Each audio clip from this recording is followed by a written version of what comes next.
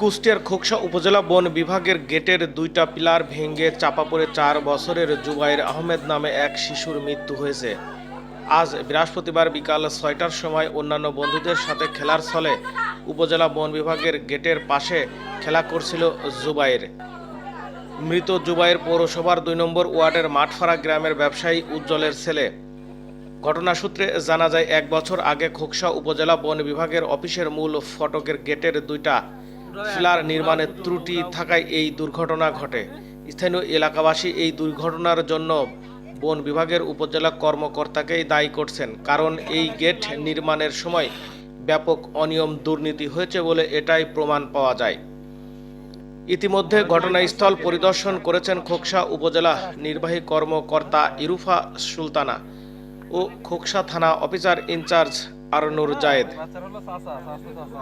আরনুর জায়েদ জানান যে লিখিত অভিযোগ পেলেই ব্যবস্থা নেওয়া হবে এবং তদন্ত শেষেই বিস্তারিত জানানো হবে।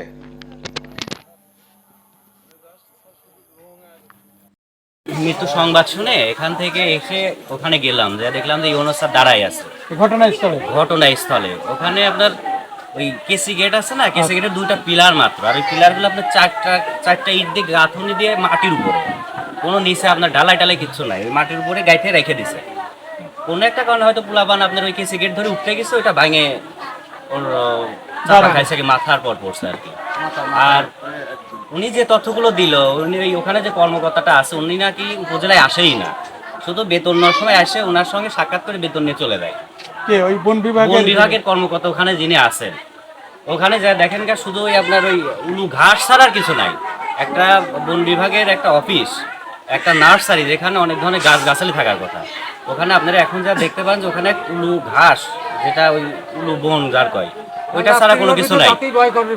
বসে থেকে বেতন আছে, বসে থেকে বাড়িতে ঘুমাই থাকে, বেতন নেই। বসে থাকেও তো এক পাক আসে মানুষ, আর এরা বেতন নেই হচ্ছে বাসায় ঘুমাই থাকে। এদের সাথে হাটটাত আছে, ওই আসে সিগনেচার করে বেতনটা নিয়ে যায়, আবার বাড়িতে ঘুমায়। হয়তো কোনো কোম্পানিতেও চাকরি হয়তো বা করতে পারে তারা। একটা কর্মকর্তা, এত বড় একটা অ্যাক্সিডেন্ট হয়েছে, একটা কোনো কর্মকর্তা বা কর্মচারী ওখানে উপস্থিত হয় নাই, তাদের দায়বদ্ধতা ওখানে নাই। আপনার একটা পিলার, যে এই পিলারটা অনেক দিন আগে ভেঙে গেছিল, তারা ওইটা রিকভারি করছে, আবার করছে, তাহলে সেটা সেভাবে করা উচিত ছিল, সেভাবে করে নাই। জাস্ট মাটির উপরে চারটা ইট দিয়ে গাঁথুনি দিয়ে রেখে দিয়েছে, এতটুকুই। আর এই যে একটা মানে মর্মান্তিক একটা দুর্ঘটনা ঘটলো, যার গেল ভাই সেই জানে। এসব কর্মকর্তার মানে বিচারের আওতায় আসবে কিনা জানি না, তবে আমাদের সবারই দাবি যে এই কর্মকর্তাদের বিচারের আওতায় যেন নিয়ে আসা হয় এবং উপযুক্ত শাস্তির আওতায় নিয়ে আসা হয়। আচ্ছা, ঠিক আছে। আপনি নিচে দিলে হয়তো এই দুর্ঘটনাটা ঘটতো না। এটা আপনি গেলেই বুঝতে পারবেন, আপনি দেখলেই বুঝতে পারবেন। কোনো গর্তই নেই। আপনার ভাঙছে দুই জায়গা, মাটি যেখানে বসাইছে ইটটা সেখান থেকে ভাঙছে, দেন আবার মাঝখান থেকে ভেঙে আর এক খণ্ড হয়েছে। কোনো পিলার আপনি কি জীবনে দেখছেন কিনা যে ভেঙে 2-3 খণ্ড হয়ে যায়? যেটা পিলার, এটা কিন্তু আপনার প্রাচীন না, প্রাচীন না পিলার। প্রাচীর ভাঙার সম্ভাবনা থাকতে পারে গাঁথনির জন্য বা জ্যাম হওয়ার সম্ভাবনা থাকে, কোনো পিলার এইভাবে ভেঙে দেয়, এটা আসলেই একটা ভাববার বিষয়। এরা কাজ আসে, সরকারি কাজ আসে, এই কাজের টাকাগুলো এরা মেরে খায়, বাড়িতে ঘুমায় বেতন নাই, আর জনসাধারণের ভোগান্তির এদের জন্য জনসাধারণ এত ভোগান্তি হয়।